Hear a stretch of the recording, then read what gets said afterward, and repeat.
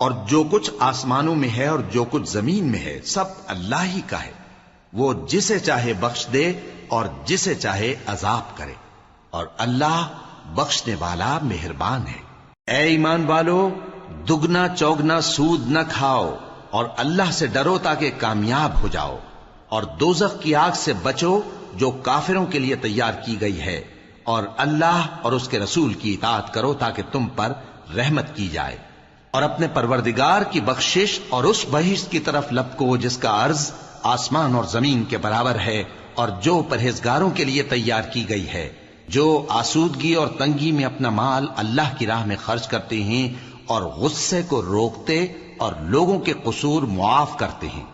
اور اللہ نیکوکاروں کو دوست رکھتا ہے۔ اور وہ کہ جب کوئی کھلا گناہ یا اپنے حق میں کوئی اور برائی کر بیٹھتے ہیں تو اللہ کو یاد کرتے اور اپنے گناہوں کی بخشش مانگتے ہیں۔